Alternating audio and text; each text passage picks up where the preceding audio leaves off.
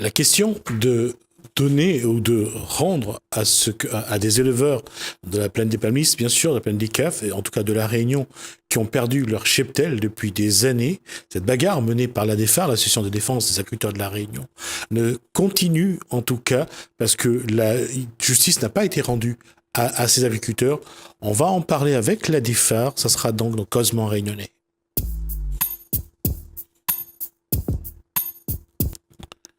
Bonsoir à Nicole Abrisca, bonsoir à Arnaud Babillon. Oui, c'est ça. Alors, bonsoir. La bataille n'est pas terminée, loin de là apparemment. Et aujourd'hui, où en est la DEFAR dans cette bataille qui a commencé il y a déjà des années? Alors, où en est la DEFAR? Donc, on est, en tout cas, donc nous, sur une grosse action, en fait, au niveau de notre marche. Les procédures judiciaires, en fait, continuent pour ceux qui étaient en cours. Et au niveau de la DEFAR, donc nous aussi, donc on continue donc les procédures judiciaires. La nouveauté pour nous, c'est que cette marche qu'on a engagée donc depuis le 5 décembre entre effectivement donc dans le cadre un peu des revendications des Gilets jaunes. Et c'est une action donc qu'on a voulu marquer et qui fait le lien avec ces procédures judiciaires et la réparation des droits des éleveurs. On va faire une chronologie, ça remonte à quand, cette action menée par la création de la DEFAR et les problèmes connus par les agriculteurs? Entre autres, ça a commencé à la plaine des Palmistes d'ailleurs. Alors oui, alors effectivement, c'est une histoire qui a commencé à la plaine des Palmistes, donc avec un éleveur donc qui n'avait plus effectivement donc les moyens de se nourrir, qui s'est retrouvé avec un cheptel effectivement donc décimé en 2006. Et 12 ans après, donc on est, on va dire, dans la situation. Donc il y a toujours en fait des animaux qui meurent, des éleveurs qui se retrouvent, qui sont longtemps donc déjà ruinés et qui se retrouvent toujours donc endettés ou alors sans revenus, sans autre activité en tout cas. On va juste rappeler que le début de cette affaire remonte avec un cheptel qui est venu de la métropole. Et avec une maladie particulière? Alors, dans l'histoire même de la... Alors, en recherchant effectivement donc, et en accompagnant donc, les éleveurs, on s'est rendu compte que les premiers animaux qui étaient livrés effectivement donc, sur l'île en 1988, qui a été commandé par la Cicalée, étaient déjà en fait contaminés. Et suite à ça, donc nous, ce qu'on a découvert, c'est qu'en 2003, sur le bateau, en fait, pareil, là, commandité par Sicarevia, donc cette fois-ci, donc on s'est retrouvé donc avec une nouvelle maladie, donc en fait la LIBR. C'est une maladie en fait infectieuse donc pour les bovins, donc une souche en tout cas virulente qui n'existait pas ici, et donc là il y a eu une explosion donc de maladies dans les différents cheptels donc de la Réunion, et on s'est retrouvé donc avec plein d'autres maladies respiratoires. On s'est retrouvé avec la BVD, avec la chlamydiose, avec la fièvre Q, etc. dans nos cheptels.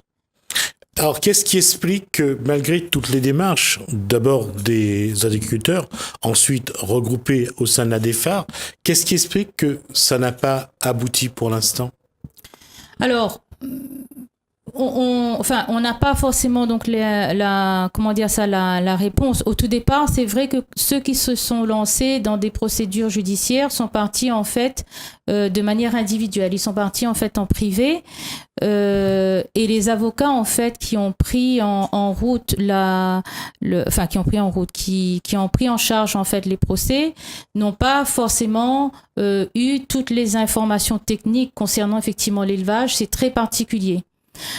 Au fur et à mesure des avancées dans les procédures, donc on a eu à un moment donné au niveau de la cour d'appel, ils ont fait en tout cas appel à un expert. Et ça nous a aidés. Et grâce à cet expert, justement, il y a eu donc des expertises. Il y en a eu 25 pour les procédures des éleveurs. Et ça avait déjà changé la donne par rapport donc déjà au contenu et aux conclusions donc dans les rapports d'éleveurs. Alors, qu'est-ce qui fait que ça n'a pas avancé? Alors, c'est vrai que nous, on se rend compte que on fait effectivement donc ce lien pour dire effectivement que les animaux étaient contaminés, malades depuis la métropole, que ça a été effectivement commandité par les filières, mais on se rend compte que malgré tout, donc les éleveurs sont déboutés. Alors, donc nous, on n'est pas à la place des juges, on n'est pas forcément, experts. Donc voilà, le constat est là. Mais par contre, au niveau de la DEFAR, nous, les deux arrêtés, donc l'arrêté préfectoral et l'arrêté ministériel, donc qui a été effectivement qu'on a attaqué. Donc pour cela, on a eu gain de cause. Même si entre-temps, eux, ils ont réécrit ou republié donc d'autres arrêtés qui vont toujours dans le sens du non-respect de la réglementation, mais la DEFAR est toujours en procédure judiciaire. On a réattaqué ces différents arrêtés en 2017. Arnaud Babillon, depuis que tout ça est en place, quoi l'apporte à vous? Est-ce que la aide à vous? Est-ce que vous avez pu voir un peu les choses différemment? Moi, j'ai rejoint la DEFAR en tant que consommateur et même en tant que consomme-acteur. Parce que je pense que c'est le problème que souligne la DEFAR n'affecte pas plus maintenant que les éleveurs de la Réunion, mais l'ensemble de la population réunionnaise au niveau de sa consommation, que ce soit de viande ou de lait. Et je pense que la population réunionnaise est en droit d'avoir une nourriture saine, est en droit d'exiger de la part des autorités, que ce soit de l'État ou des filières, qu'une prophylaxie normale soit mise en place et que la réglementation soit respectée sur tout le territoire de la Réunion, au même titre que n'importe quel département de France, puisque nous sommes tous soumis à la même réglementation européenne, notamment en matière de développement de l'élevage. Et il est anormal que la Réunion soit considérée comme un département à part dans le développement de l'élevage. Nous sommes tous consommateurs, vous-même vous êtes consommateurs, les éleveurs eux-mêmes sont des consommateurs, et nous n'avons pas le droit d'accepter que la nourriture qu'on nous propose soit de mauvaise qualité. Il fait quoi de savoir que ici à La Réunion, une vache ou un animal avec malgré la leucose bovine est comestible pour la population et qu'en métropole, ça n'est pas comestible? C'est ce que je dis, c'est anormal. On ne peut pas avoir une réglementation qui s'applique sur le territoire métropolitain et qui ne s'applique pas à La Réunion. Nous sommes des consommateurs qui mangeons, qui nous nourrissons chaque jour, 2, 3, 4 fois par jour. Nous avons droit à une nourriture également de qualité. Bon, je ne dis pas que sur le territoire métropolitain, la nourriture est forcément de meilleure qualité, mais s'il y a une réglementation qui protège les consommateurs, il faut que cette réglementation soit appliquée partout. D'accord. Et justement, est-ce que vous avez eu l'occasion de faire une comparaison entre la viande produite à La Réunion et celle importée du Botswana? Mais c'est très difficile pour un consommateur, en regardant simplement la viande, de dire que celle-ci, elle est bonne, celle-là, elle n'est pas bonne. La plupart du temps, les consommateurs font confiance aux autorités qui autorisent ou n'autorisent pas la vente de tel ou tel produit sur le territoire. Bon, la qualité, effectivement, si on ne connaît pas la qualité sanitaire de la viande, on dirait que la viande, elle est bonne. Voilà. Mais on n'a pas le droit de tromper le consommateur sur la qualité de la viande. Ce qui veut dire que quelque part, on l'a diminué ou de consommation de viande produite à La Réunion? Ah oui, forcément. On est obligé soit de faire très attention, soit de se dire, je ne mangerai plus de la viande pays tant que je n'aurai pas la certitude que c'est une bonne viande. D'accord. Le terrain économique à Nicolas Dobryska, c'est ce que aujourd'hui l'arme qui pourrait permettre de changer les choses, c'est-à-dire parce que les filières, la filière viande bovine dit que la viande est bonne. Les agriculteurs que j'ai eu l'occasion de rencontrer à la Plaine des Caves disent que ils nourrissent leurs animaux avec de la bonne nourriture, que la viande est bonne parce que il y a tout un process qui les oblige à les vacciner, surtout avant de les envoyer à l'abattoir. Est-ce que cette viande-là, aujourd'hui, elle est à consommer, ou vous, à la DEFAR, vous déconseillez de consommer la viande bovine? Alors, il faut savoir qu'avec nous, au sein de l'association, on n'a plus d'éleveurs, donc déjà, qui ont des animaux. Donc, ils ont tous été ruinés, donc on n'a plus. Alors, les éléments, par contre, qu'on reçoit, ce sont donc des éleveurs donc, qui ont, que ce soit de la filière donc Cicalée ou de Sicarivia, qui nous interpellent et qui ont, et là je pense qu'il faut le dire, donc qui ont peur, qui sont sous la pression et qui ne peuvent pas parler en fait ouvertement. Mais nous on sait que les animaux continuent effectivement donc à mourir. On sait qu'il y a effectivement donc des prophylaxies qui ne sont pas forcément toujours faites et que la nourriture, donc pour nous c'est une question parce que même au niveau de l'alimentation donc du bétail donc qui provient effectivement donc là de l'URCOPA, on se pose des questions sur cette qualité alimentaire. Et quand on élève des animaux malades, en tout cas nous, faire de l'élevage, ce n'est pas produire des animaux malades, quelle que soit la maladie. Un animal vacciné, un animal qui se nourrit avec des aliments médicamenteux, est-ce ça de la qualité sanitaire pour un cheptel? Est-ce la bonne qualité de viande pour un consommateur? Donc nous, on se pose ces questions-là. On est allé vers ces différents organismes pour qu'ils puissent venir nous répondre sur le parvis. Et jusqu'à l'heure d'aujourd'hui, il n'y a aucun d'eux qui nous a répondu pour dire qu'ils viendront nous donner des réponses claires. Nous, ce sont des questions qu'on se pose en amont et on a en tout cas de forts doutes par rapport à cette qualité effectivement alimentaire.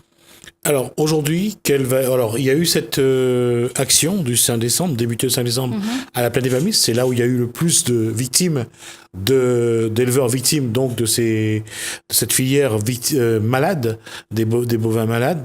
Et comment ça s'est déroulé et pendant combien de temps vous avez mené cette action? Alors, on a commencé en fait le 5 décembre et à ce sujet, on avait interpellé justement le maire de la Plaine des Palmistes pour qu'il nous donne justement un peu une image, une photographie donc sur sa commune. Donc jusqu'à ce jour non plus, on n'a pas reçu donc de réponse, mais peut-être qu'il le fera donc en cours. Et donc l'idée pour nous, donc c'était vraiment de faire cette marche spirituelle parce que l'objectif était déjà de rendre hommage donc nous à notre ex-président donc Pascal Etève.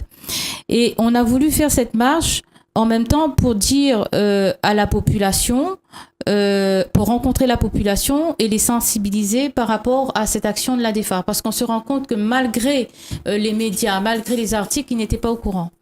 L'autre l'autre objectif, c'était que l'ADEFAR se déplace vers ces institutions, ces administrations en lien avec le développement de l'élevage pour leur remettre un courrier bien précis selon leur mission, leur rôle, etc.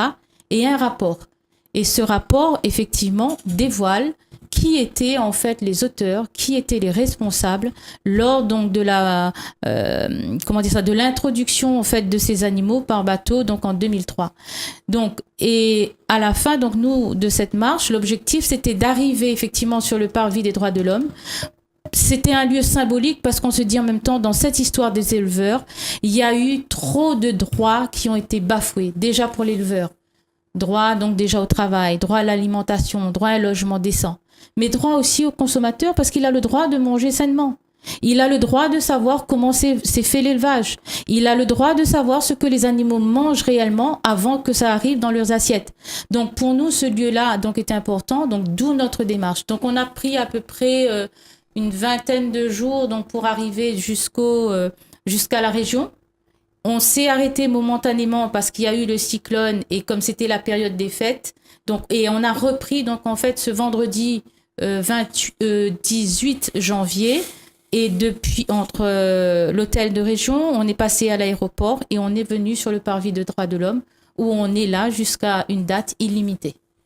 D'accord, ça veut dire que donc vous êtes dans la démarche donc des Gilets jaunes, vous êtes donc sur ce qu'on appelle avoir les mêmes droits à La Réunion qu'en métropole, que la réglementation qui s'applique en métropole s'applique également à La Réunion. En tant que consommateur ou consommateur, Arnaud Bébillon, comment faire aujourd'hui pour que les consommateurs soient au courant de ce qui est contenu dans leur assiette? Et là, on parle bien sûr de la filière bovine. Il y a déjà donc la traçabilité des produits.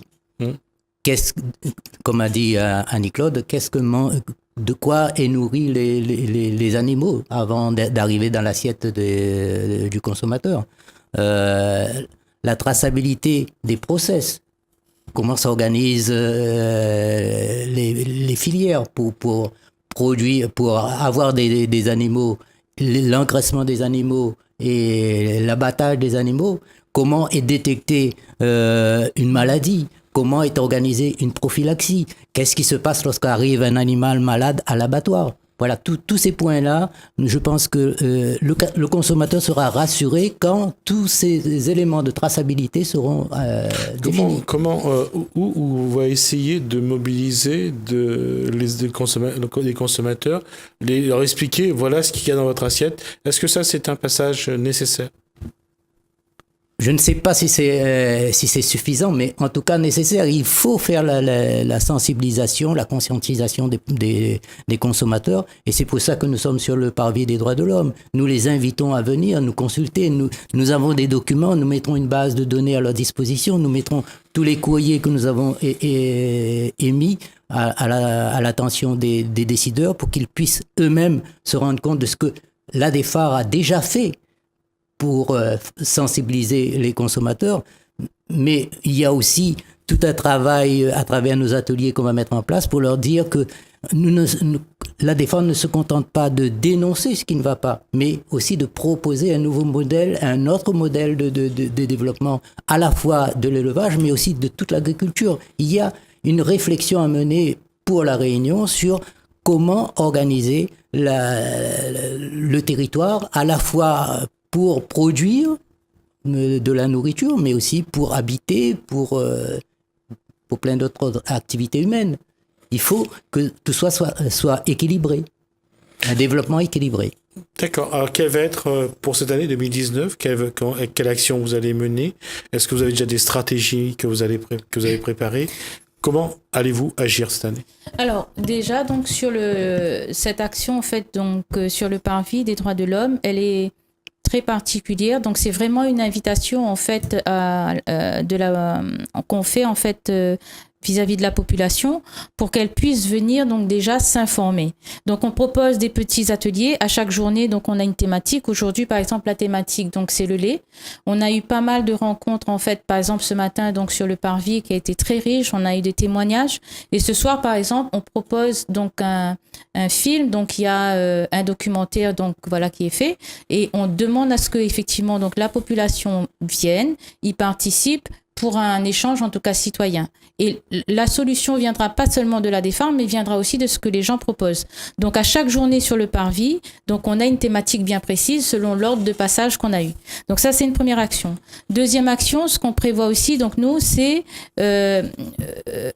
une expérimentation qu'on a appelée donc nous polyculture élevage, donc qui a été donc décidée et validée donc en association. C'est mettre à disposition en fait un terrain, donc c'est un éleveur donc même ruiné donc qui a eu donc la chance d'avoir ce terrain et sur ce terrain donc on va faire l'expérimentation de la plantation sans produits chimiques avec des animaux, des souches donc d'animaux donc en fait saines, en tout cas pas des souches saines en tout cas d'animaux et repartir sur une agriculture et ensemble on va voir donc qu'on peut effectivement produire sans forcément avoir des animaux malades et sans mettre des produits chimiques en tout cas dans le sol. Donc c'est une action pour nous qui vaut la peine d'être faite parce que dans la tête des agricultures ils ont du mal en fait à concevoir un développement sans les subventions, un développement sans passer par les filières, un développement sans attendre ou des semences qui viennent d'ailleurs. On a des potentialités ici, on a des compétences ici,